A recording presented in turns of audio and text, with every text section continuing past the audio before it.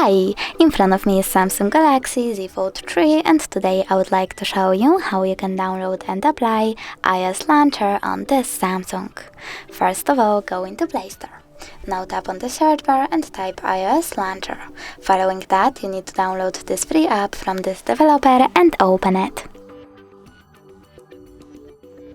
Now click while using the app and tap on Allow a bunch of times.